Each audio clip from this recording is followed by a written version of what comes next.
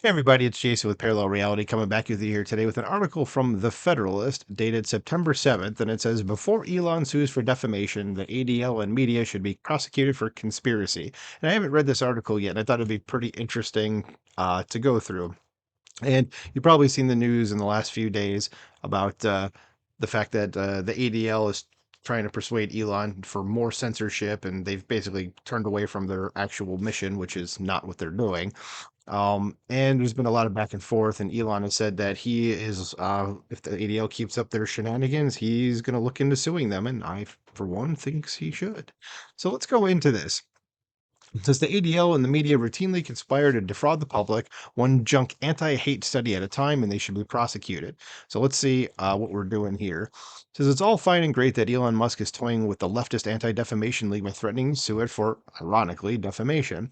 The scammy nonprofit has pushed advertisers to stay away from his social media company X, formerly known as Twitter, but the ADL should have been prosecuted a long time ago for defrauding the American public, and its co-conspirators and the media should have been too. Anything to get the media to start telling the truth would be nice. So let's see what this says. So as Musk this week said it was the ADL's fault that X, formerly known as Twitter, is hemorrhaging dollars after the shakedown outfit called on corporations to halt ad buys on Musk's platform. Since the acquisition, the ADL has been trying to kill this platform by falsely accusing it and me of being anti-Semitic, he wrote. Musk also claimed that ad revenue is down 60%, primarily due to pressure on advertisers by ADL. Yeah, they just kind of throw this around anti-Semitic to just random people. It's not even just an at Elon thing. It's everybody if they just don't like you. Like I'm a Jew. I've said that many times on many videos. I do not think the ADL speaks for me. In fact, I don't think they speak for any Jews. They're just a leftist partisan organization at this point. And I'm a proud Israel supporter, proud Jew. And if I was to say something against the ADL, they would start calling me anti-Semitic. And again, it makes no sense. And Elon's never said anything anti-Semitic. I've never seen that at least. But this is what they do. They try to defame you, and then they go to advertisers and say, "Oh, look at him. He's saying these anti-Semitic things." And then the advertisers, they get scared by that, so they stop putting ads uh, on X. So let's keep going. It says whether the 60% figure is true doesn't matter. It's illegal in this country to lie in ways that falsely besmirch a person or private business in ways that cause them harm, including the financial kind. Yeah, there's a word for the Anti-Defamation League. It's kind of in your name, you dumbasses. So that's precisely what the ADL does all day long, and it's never in the name of anti-hate or whatever saccharine term the left is using at the moment. Says the ADL systematically targets people and businesses that either fail to advance or actively oppose the primary goals of the Democratic Party. That's 100% true. Says no goal is currently more primary than the suppression of oppositional political speech and information. Your opponents can talk, but if no one hears them, did they really make a sound? I'm not putting that out. Yeah, that's a true statement. Says it was when Musk purchased Twitter at a premium last year with a vow to rein in its overpaid censorship zealots who giddily and exclusively focus their energies on posts from right wingers that the ADL aimed its artillery directly at Musk. The New York Times in December published the headline, Hate Speech's Rise on Twitter's Unprecedented Researchers Find. That frightful claim was backed up predictably by none other than the ADL. And I'm going to go ahead and say before I even continue on with the article that I know for a fact that's not true. That Elon's put stuff out there and other people that work for Twitter put out there and said, like, here's their hate speech impressions. And which, again, what the hell is hate speech anyway? It's just a nebulous term that nobody really can define properly. It's just the things I don't like. But hate speech is free speech. Sorry to say that. So yeah, but he put out a thing saying impressions were way down. So the New York Times, it looks like they just like made something up. But hey, it's the New York Times. It's kind of their job too. So examples of hate speech that have supposedly seen an increase under Twitter's new ownership included slurs against Black Americans, slurs against gay men, and anti-Semitic posts referring to Jews or Judaism. So the Times attributed the findings to the ADL, the Center for Countering Digital Hate, which is another group that everybody should go look into. They're awful as well. They're like they should add in the SPLC here. Says that other groups that study online platforms. Says the report conceded that the alleged incidents of hate speech were relatively small. Okay. Says, but nonetheless cited them by the researchers that the increases were atypically high.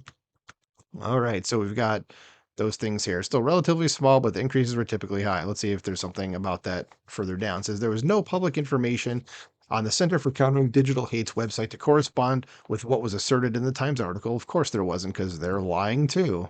And then I don't know what other groups the paper was referring to that left the ADL. So on the same day as the Times story, the ADL published a page on its website called "Extremist Far-Right Figures Exploit Recent Changes to Twitter."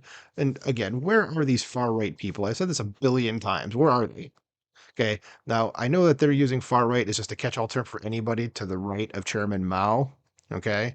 So who knows? They're probably just referring to any regular, normal person, but the actual far right people, there's very many of them if you actually know what you're talking about. So I don't think there's like the 10,000 actual far right people that exist in this country of 330 million are causing all of the changes to Twitter. Okay, so no, that's just wrong.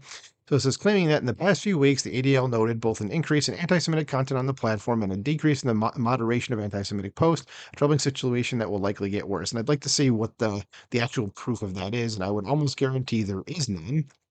Says, how did the ADL know that? Says, why? Because the ADL itself said so. Of course, we investigated we investigated ourselves and determined that we didn't do anything wrong. That's basically what that is. Says the citations for those assertions came in the form of two hyperlinks, both of which directed to a pair of tweets from the ADL. One said that in the 2 weeks after Musk formally became the owner of Twitter, there was a 61.3% increase in the volume of tweets with an anti-Semitic sentiment. The actual number of such tweets allegedly came in a grand total of 163 mean anti-Jewish tweets. And to put that into perspective, there are roughly 500 million tweets posted each day. So 163 out of 500 million, that percentage is overwhelmingly small, like to the point of being like non-existent. As defined, 163 out of hundreds of millions is apparently what it means to be atypically high in volume. I'm gonna do something really quick here. So let's find my handy dandy calculadora and do 163 divided by 500 million. So that's the percentage of tweets on the platform right here that are or of course if we move it over 2 spots, those are that's a percentage of tweets here. It's mind-numbingly small, like again to the point of non-existent. So just say just go with that. The second tweet by the ADL claimed that under Musk, there has been a decline in the amount of action taken by Twitter against tweets that are flagged for hateful content. In 2 weeks, it said Twitter went from taking action on 60% of anti-Semitic tweets to taking action on only 30. And again, I'm thinking about this as I'm reading, and what I'm guessing they mean by anti-Semitic content could just be someone saying like, something that's just completely vague about Israel or Jews and like nothing that's really anti-Semitic. But it could be like if someone was to say like, "I didn't like this video of yours, Jason," and I'm Jewish, so they're just going, "Well, he's Jewish, so that's anti-Semitic." That could be something like what they're doing. And no, that's not an anti-Semitic comment, but that's kind of what the ADL would do because again, they're dishonest actors. So setting aside the whole point of Musk buying Twitter supposedly was to end the aggressive and unfair censorship that had become infamous for, the ADL had only reported 60 tweets. Out of that, 40 of them were untouched. If it alarms you that 40 mean tweets are floating in the ether at any given time, try stepping away from your phone and counting to 10. It should be okay. Not true. Because the ADL does this routinely.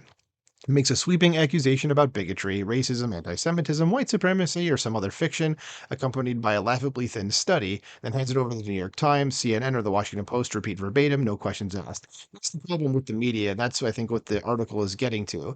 Or not is getting to, because it looks like we're almost done with it, but I think what they meant in the title was that this is what the left media does, is that they just, like, one place comes up with something, and then these other sites get sent the information and they use each other as being saying, "Oh, well, they said it, so it must be true." And there's no like further inquiry into the actual thing. None of them are going, "Well, wait, something doesn't smell right here."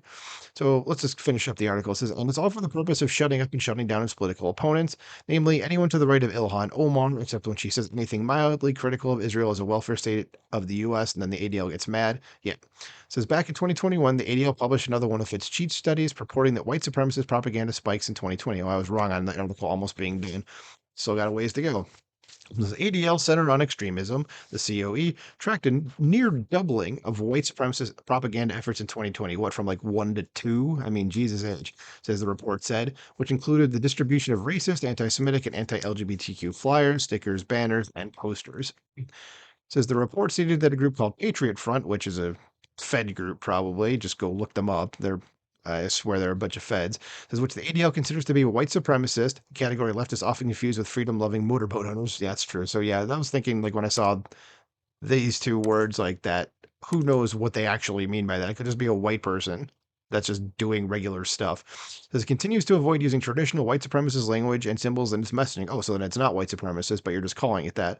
Instead of using ambiguous phrases such as America First, that's not a white supremacist phrase. Neither is United We Stand, better dead than red, two parties, one tyranny, and reclaim America. Yeah, none of that is white supremacist. It's hilarious. Better dead than red, a long-time anti-communist catchphrase is now supposedly white supremacy. Yeah, no, it's not.